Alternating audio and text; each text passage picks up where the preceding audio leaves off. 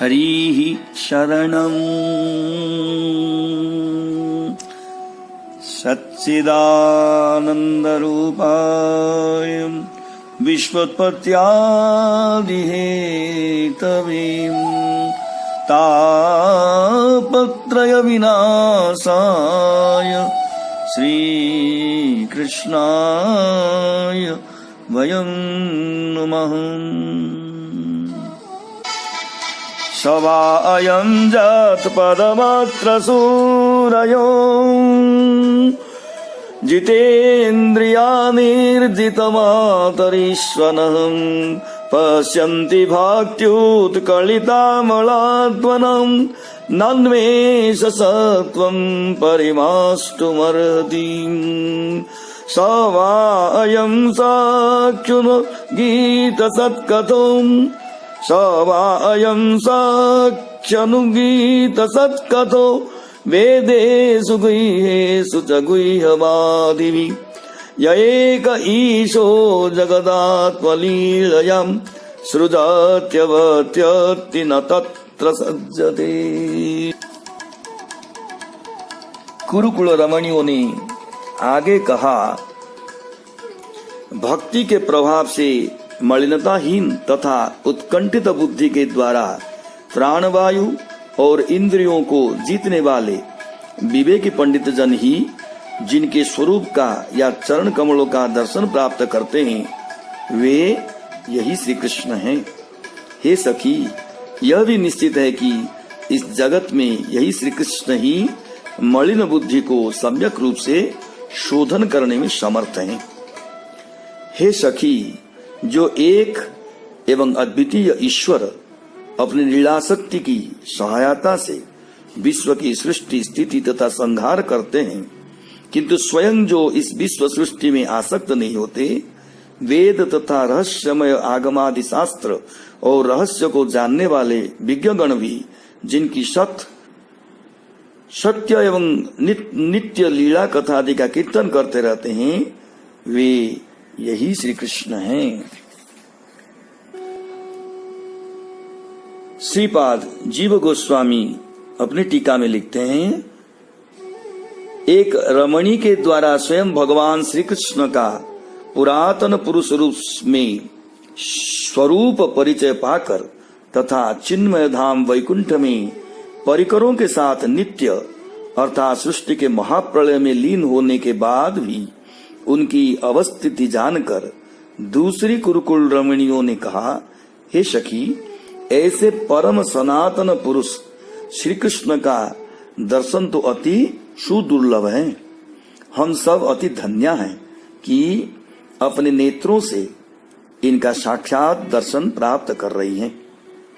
वास्तव में सखी, श्रवण कीर्तनादि साधन भक्ति का आचरण या अनुष्ठान करते करते जब चित्त की वृत्ति बुद्धि की मलिनता दूर हो जाती है, तब भक्ति का चित्त में उदय होता है। उस भक्ति के प्रभाव से श्री भगवान के दर्शन की उत्कंठता पैदा होती है, अर्थात भक्ति की तादात्म्यता प्राप्त कर बुद्धि भगवत दर्शन के लिए उत्कंठित होती है। ऐसी उत्कंठता युक्त बुद्धि प्राप्त होने पर श्री कृष्ण का दर्शन संभव होता है। इसीलिए वैसे ही तो समस्त इंद्रियों की वृत्तियां प्राण के अधीन होते हैं, अतः प्राणायाम करके जो अपनी इंद्रियों को जीत लेते हैं, वे श्री कृष्ण दर्शन करने के समर्थ कहे जाते हैं। किंतु केवल जितेंद्रिय होने पर श्री कृष्ण दर्शन की सामर्थ्य प्राप्त नहीं हो जाती है, जब तक भक्ति से तादात्म्यता प्राप्त श्री कृष्ण दर्शन की लालसावती या उत्कंठावती बुद्धि का उदय नहीं होता। इस प्रकार की माया मलिनताहीन और उत्कंठित बुद्धि जिनमें उदित होती है, वही विवेकी पंडित हैं एवं केवल वे लोग ही जिनके स्वरूप के या चरण कमलों के दर्शन प्राप्त कर सकते हैं, वे यही श्री कृष्ण ही हैं। सखी, यह भी निश्चित है कि इस जगत में यही श्री कृष्ण ही जीवों की बुद्धि का सम्यक शोधन कर सकते हैं। उस बुद्धि से इनका दर्शन प्राप्त होता है। किंतु हमने कोई कर्म, योग, ज्ञान अथवा प्राणायाम आदि कोई भी साधन तो किया ही नहीं। अतः लगता है कि केवल इनकी कृपा से ही हमें इनकी दर्शन उत्कंठावती बुद्धि प्राप्त हुई है। तभी हमें इनका सुदुर्लभ दर्शन प्राप्त करने का सौभाग्य प्राप्त हो रहा है। केवल हमारे प्रति ही इनकी ऐसी अद्भुत कृपा नहीं है सखी, समस्त जीवों पर कृपा करने के लिए ही तो ये अकेले ईश्वर अपनी लीला शक्ति से समस्त विश्व की सृष्टि करते हैं। आश्चर्य है कि ये स्वयं अपने द्वारा सृष्टि या रचे विश्व में आसक्त भी नहीं होते हैं। ये सर्वाश्रय हैं, इसीलिए इस विश्व के भी आश्रय हैं और सर्वदा सर्वत्र विद्यमान होने से विश्व में भी विद्यमान है। इसीलिए विश्व ही इनका आधार है। विशेषतः अंतर्यामी रूप से समस्त विश्व के प्राणियों के अंदर विराजमान है। अतः इनका आधार भी जगत है। जगत के साथ दोनों प्रकार के संबंध रहते हुए जगत के साथ इनका कोई लगाव नहीं, स्पर्श तक नहीं है। कैसी अद्भुत और अचिंत्य महिमा है इनकी। यही कारण है कि रहस्यमय दुरूह आगम शास्त्र तथा उन रहस्यमय शास्त्रों के तत्व को जानने वाले मनीषीजन निरंतर इनकी ही नित्य लीला कथा का वर्णन चिंतन करते रहते हैं। सखी, यद्यपि अति आश्चर्यमय महिमा है इनकी, तथापि जब इस सारे विश्व की सृष्टि स्थिति संहार को स्वयं करते हैं, ऐसा होने पर भी विश्व से लगाव या स्पर्श इनका नहीं घटित होता, यह बात हमारी बुद्धि में नहीं उतरती है। सुनो सुनो, ये हैं तो एक तथा अद्वितीय, किंतु अनेक रूप में आत्म प्रकट कर सृष्टि आदि का कार्य संपन्न करते हैं। कारण समुद्र सा ये पुरुष जो सृष्टि से पूर्व साम्यावस्था प्राप्त प्रकृति में दृष्टिपात करके उसमें शक्ति संचार कर क्षोभ उत्पन्न करते हैं, और गर्भोदक साई द्वितीय पुरुष जिनके नाभि कमल से ब्रह्मा तथा गुणावतार विष्णु की उत्पत्ति होती है, तथा क्षीर सागर साई पुरुष जो अंतर्जामी रूप से हर प्राणी के हृदय में निवास करते हैं, और शिव जो सृष्टि का संहार करते हैं। इन सब रूपों में यही श्री कृष्ण आत्म प्रकट करके सृष्टि कार्य का निर्वाह करते हैं। चाहे यह स्वयं रूप से सृष्टि आदि का कुछ भी कार्य नहीं करते, हाथ तक भी नहीं लगाते। सखी, सबसे बड़ी अचिंत्य महिमा इनकी यह है कि अनेकानेक रूप धारण करते हुए भी ये एक रहते हैं। बहुमूर्तिक रूप है, तभी तो समस्त आगम शास्त्र एवं वेद तत्वज्ञ इनकी लीला कथा का जो नित्य सत्य है उनको गान करते रहते हैं। ऐसे पुण्य श्लोक परम पुरुष के चरण दर्शनों का हमें साक्षात सौभाग्य प्राप्त हो रहा है। वास्तव में हम कुरुकुल रमणीया धन्य हैं, अति सौभाग्यशालिनी हैं। यदा धर्मेण तमोधियो नृपम् जीवन्ति तत्रैव हि सत्त्वतः किलम् धत्ते भगं सत्यमृतं दयाञ्जसो भवाय रूपाणि दधज्जुगे जुगिम् अहो अलं श्लाघ्यतमं जदोकुलम् अहो अलं पुण्यतमं मधुरवनम् यदीश पुंसामृषभश्रियः पतिः स्वजन्मना संक्रमणेन चांचति। कुरुकुल रमणियों ने आगे कहा, जिनकी बुद्धि तमोगुण के द्वारा आवृत होती है, ऐसे राजागण जब केवल धर्म विरोधी कार्यों के द्वारा ही अपने प्राण पोषण करते हैं, उस समय यही श्री कृष्ण ही जगत की रक्षा और कल्याण के लिए विशुद्ध सत्व के द्वारा अपने रूपों को जगत में अवतरित कर युग युग में अपने ऐश्वर्य, सत्य, प्रतिज्ञता, यथार्थ उपदेश तथा भक्त वात्सल्य को प्रकाशित करते हैं और लोकातीत कर्म करते हैं। अहो, यदुवंश अतिशय रूप से प्रशंसनीयतम है एवं मथुरा भूमि अर्थात ब्रजमंडल अत्यंत पवित्रतम है, जहाँ पुरुषोत्तम समस्त अवतारों में श्रेष्ठ इन्हीं श्रीपति श्री कृष्ण ने अपनी जन्म लीला प्रकट करके तथा विविध लीलाओं के द्वारा इधर उधर सर्वत्र विचरण करके मथुरा को सर्वपूज्य बना दिया है। श्रीपाद जीव गोस्वामी कहते हैं, उक्त दोनों श्लोक में स्वयं भगवान के अवतार रहस्य और तात्पर्य का कुरुकुल रमणियों ने विवेचन किया है।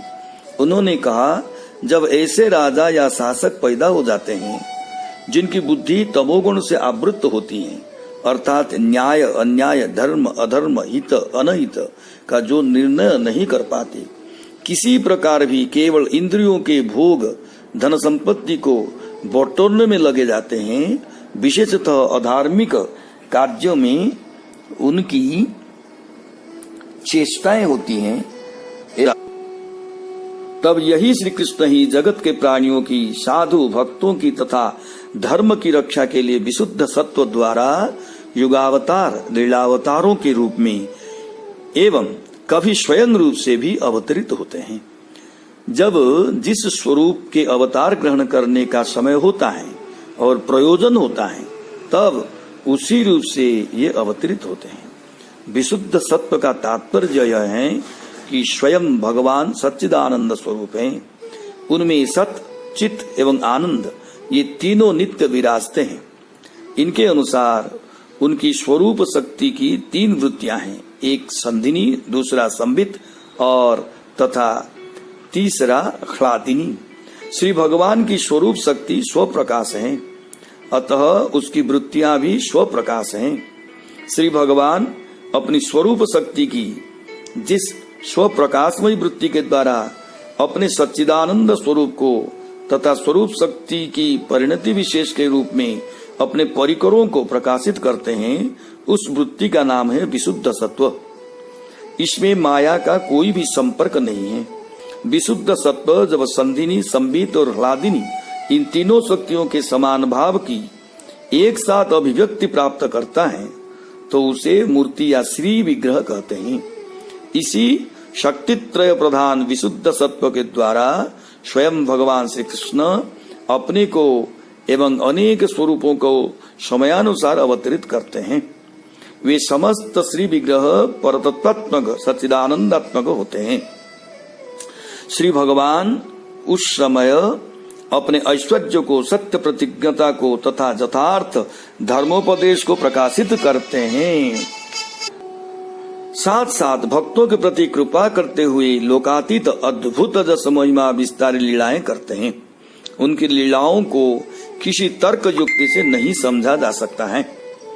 कुरुकुल रमणियों ने कहा, कितने आश्चर्य की बात है, ये पुरातन पुरुष ही नहीं पुरुषोत्तम है। समस्त भगवत अवतारों में श्रेष्ठ तो यही है, समस्त अवतारों की अवतारी हैं। सखी, ये श्री कृष्ण कोई अवतार नहीं है, ये तो स्वयं रूप में अवतीर्ण होकर हमें दर्शन का सौभाग्य प्रदान कर रहे हैं। ओहो, इन्होंने जदुकुल में अवतीर्ण होकर अपनी जन्म लीला को प्रकाशित कर यदुवंश को अतिशय प्रशंसनीय धन्याति धन्य कर दिया है। मथुरा भूमि में अवतीर्ण होकर उस भूमि को भी अतिशय पुण्यमयी कर सर्वतीर्थों में उसे श्रेष्ठ पदवी प्रदान कर दी है। इन्होंने मथुरा भूमि और अपने चरण चिन्हों से अंकित कर उसे सर्वपूजनीय बना दिया है। यदुवंश तथा ब्रजमंडल के सौभाग्यों का क्या कहना है। जय श्री कृष्ण। स्मरणं हरिस्मरणं हरिस्मरणं हरिस्मरणं हरिशरणं हरिशरणं हरिशरणं हरिशरणं